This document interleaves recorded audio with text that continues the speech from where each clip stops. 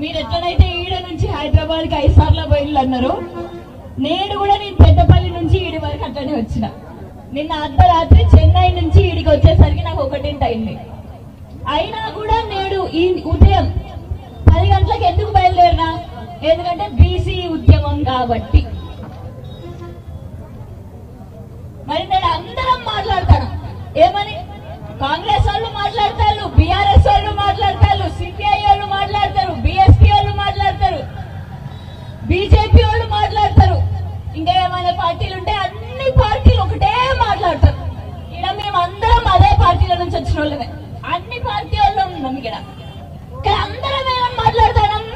మా పార్టీల నుంచి ఖచ్చితంగా మేము కొట్లాడతాం, మా పార్టీల నుంచి ఖచ్చితంగా మేము కొట్లాడతామని అంటాను.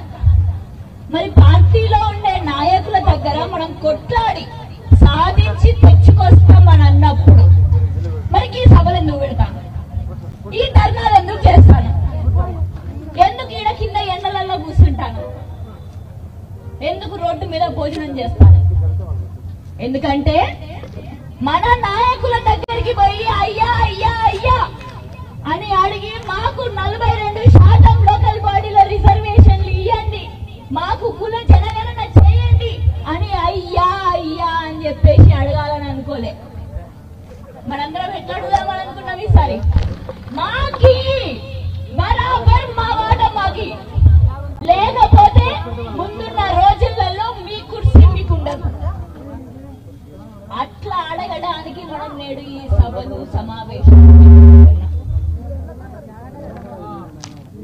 మరి ఇందాక తిమ్మన్ మల్లన్న అన్నారు, బీఆర్ఎస్ పార్టీ నుంచి కూడా మీరే ప్రయత్నం చేయాలి, మీరు కూడా ప్రయత్నం చేయాలి, ప్రతిపక్ష పార్టీగా మీరు కూడా ఒత్తిడి తేవాలి అని చెప్పి. మరి బరాబర్ అదే చెప్తాను. కేసీఆర్ గారు అదే విధంగా కేటీఆర్ అన్న గారు మాకు ఆదేశాలు ఇచ్చిండు, ఓ 2 రోజులు మీరు తమిళనాడులో 50% రిజర్వేషన్ ఇస్తారు బీసీలకి, కేవలం బీసీలకి మాత్రమే 50% రిజర్వేషన్లు ఇస్తారు, వాళ్ళకి అసలు ఎందుకు ఇస్తారు, మనకి ఎందుకు ఇయ్యలేదు అని చెప్పి మీరు అధ్యయనం చేయండి అని చెప్పి ఒక 40 మంది బీఆర్ఎస్ నాయకులని మమ్మల్ని అందరినీ కూడా ఆడిగిపోయి పంపించి మరి ఆ అధ్యయనం మరి రేపో మాపో కేసీఆర్ సార్ గారికి అదే విధంగా కేటీఆర్ అన్నకి కూడా మేము సమర్పించడం జరుగుతుంది. మరి మన తెలంగాణ రాష్ట్రంలో కూడా బీసీల వాటా బీసీలకి దక్కాలనంటే ఏ విధంగా పోరాటం చేయాలి అని చెప్పి కూడా పార్టీలలో బీఆర్ఎస్ పార్టీలో కూడా మేము ఎంతో పెద్ద చర్చలు పెడుతున్నాం. మరి ఇప్పుడు పార్టీలను పక్కన పెడదాం. పార్టీలని పక్కన పెట్టి నేడు ప్రజలు 2 విధాలుగా విడిపోయి ఉన్నాం. ఒకటి నాయకులం, ఒకటి సాధారణ ప్రజలం.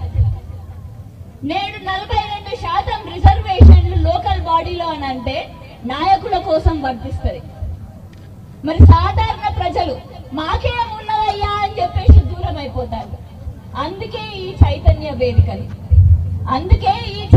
వేదికలు నేడు బీసీలు ప్రధానమంత్రి అయినా, బీసీలు ముఖ్యమంత్రి అయినా కూడా మనం లోకల్ బాడీ ఎన్నికల్లో అంటే సర్పంచ్లుగా ఎంపీటీసీగా లేకపోతే మనం చేయదలుచుకున్నది ఎప్పుడు చేయలేము. దానికి ఉదాహరణే పివి నరసింహారావు గారు. పివి నరసింహారావు గారు తెలంగాణ బిడ్డ. ఆయన 1991లోనే ప్రధానమంత్రి అయ్యిండు భారతదేశానికి. కానీ మనకి తెలంగాణ రాష్ట్రం వచ్చింది. అప్పుడు ఒక్క బిడ్డని ఆడ ముఖ్యమంత్రి పదవో ప్రధానమంత్రి పదవి మీదనో కూర్చోబెడితే వచ్చేది కాదు. ఇది ఏదో ఒకనాడు కావాలి, ముఖ్యమంత్రులం ప్రధానమంత్రులం కావాలి. కానీ ఎవరి బలంతో కావాలి? ఎవరి బలంతో? అది బీసీ బలంతో, ఎస్సీ బలంతో, ఎస్టీ బలంతో, అగ్రవర్ణాల్లో ఉండే పేదలు అంటే బడుగు బలహీన వర్గాల బలంతో మనం ఎప్పుడైతే నాయకులుగా ఎదుగుతామో అప్పుడు మనకి కావాల్సినటువంటి అన్ని పథకాలు కూడా మనకి నెరవేరుతాయి. కాబట్టి నేడు మీ అందరికీ కూడా నేను చెప్పేది ఏంటంటే ఆ 42% రిజర్వేషన్లు ఇస్తానంటారు కాంగ్రెస్ వాళ్ళు. మరి ఇవ్వకపోతే మనం ఏం చేద్దాం? సర్పంచ్ ఎన్నికల్లో గుర్తుంటదా? సర్పంచ్ ఎన్నికలకి గుర్తుండదు. ఏ గుర్తుండదు అంటే గుర్తు అంటే పార్టీల గుర్తు, రాజకీయ పార్టీల గుర్తు సర్పంచ్ ఎన్నికలకు ఉండదు. కాబట్టి మనం ఇండిపెండెంట్ గానే మనం బీసీల బిడ్డలో మా సర్పంచ్ల గెలవాలి, ఎంపీటీసీల గెలవాలి అని చెప్పేసి నేడు ఏ పార్టీ 42% మనకి రిజర్వేషన్ ఇచ్చినా ఇవ్వకపోయినా మన బిడ్డ ఏడా నిల్చున్నా కూడా, సర్పంచ్ నిల్చున్నా, ఎంపీటీసీ నిల్చున్నా, జెడ్పీటీసీ నిల్చున్నా, మన బిడ్డని మనం గెలిపించుకోవాలి.